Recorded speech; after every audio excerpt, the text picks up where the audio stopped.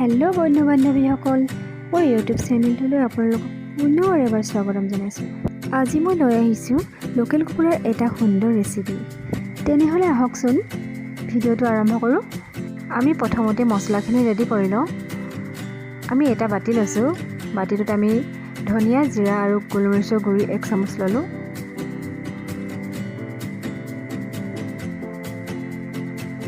তাৰপিছতে আমি এয়া মিট মছলাৰ গুড়ি 1 চামুচ ল'লোঁ।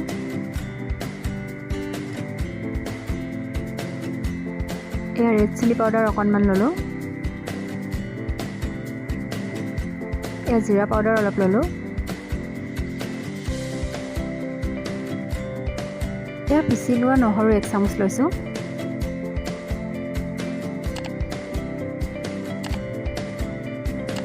এয়া আদা পিচি লোৱা 1 চামুচ লৈছোঁ। তাৰপিছতে আমি অলপ পানী এড কৰি দিছোঁ ইয়াতে। পানীখিনি এড কৰাৰ পাছত আমি চামুচ এখনৰ সহায়েৰে মছলাখিনি ভালদৰে মিক্স কৰি ল'ম।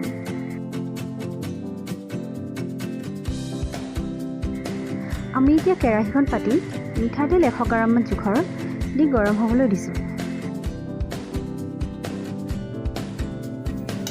তেলখিনি গৰম হোৱাৰ পাছত আমি কাটি থোৱা আলুকেইডোখৰ ফ্ৰাই কৰি ল'ম।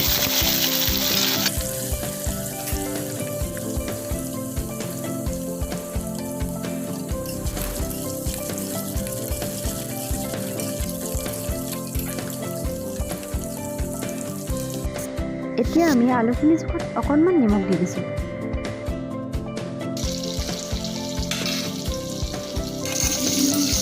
আলুখিনি সিজাওঁতে মন কৰিব যাতে আলুখিনি হাফ ফ্ৰাই হয়। এয়া আলুখিনি হাফ ফ্ৰাই হৈ গৈছে। আমি তেলৰ পৰা আলুখিনি কাঢ়ি লৈছোঁ।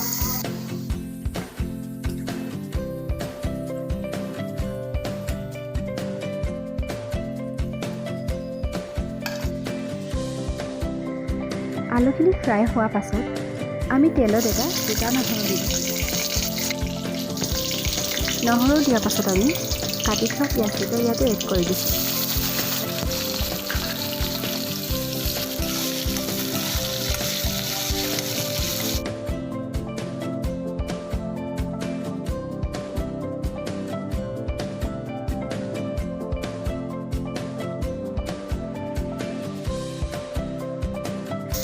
পিঁয়াজখিনি ৰঙচুৱা হৈ যোৱালৈকে আমি ভাজি লৈছোঁ। তাৰপিছতে আমি মিক্স কৰি থোৱা মছলাখিনি ইয়াতে এড কৰি দিছোঁ।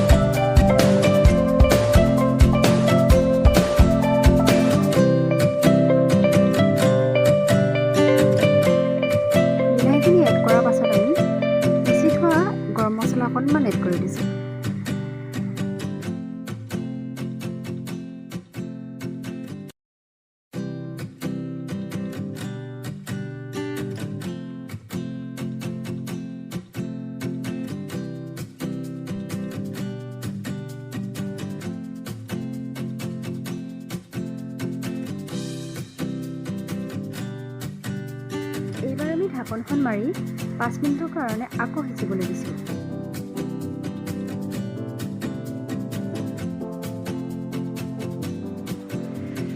5 মিনিট সিজাৰ পাছত আমি ঢাকনখন খুলি ফ্ৰাই কৰি থোৱা আলুখিনি ইয়াতে এড কৰি দিম।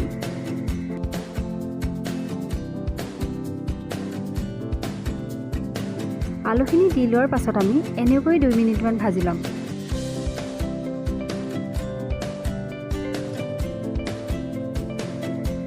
দুই মিনিটমান ভাজি লোৱাৰ পাছত আমি কেৰাহীৰ পৰা এটা কুকাৰলৈ মাংসখিনি ট্ৰান্সফাৰ কৰি ল'ম।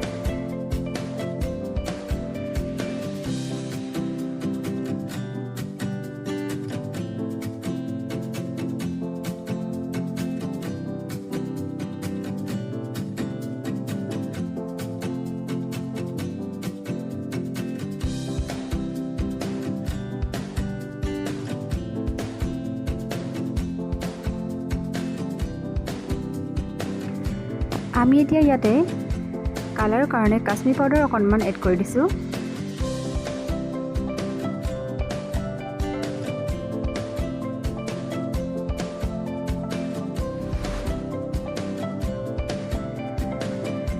থেতেলিয়াই থোৱা আদা নহৰু অকণমান এড কৰি দিছোঁ।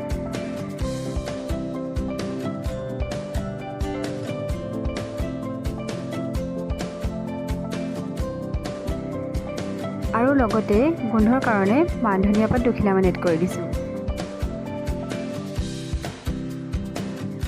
ধনিয়া পাত এড কৰাৰ পাছত আমি ইয়াতে গৰম পানী এমক এড কৰি দিছোঁ।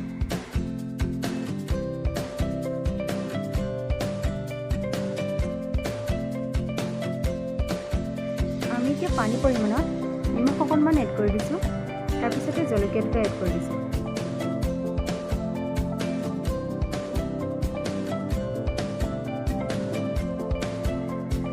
এতিয়া আমি কুকাৰৰ ঢাকনিখন মাৰি 4-5টামান চিটি মাৰিবলৈ এৰি দিছোঁ।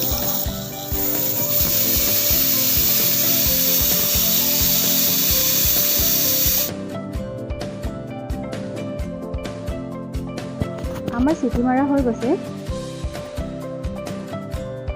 এই চাওকচোন কি সুন্দৰ কালাৰ আহিছে আৰু বহুত ধুনীয়া গোন্ধও আহিছে।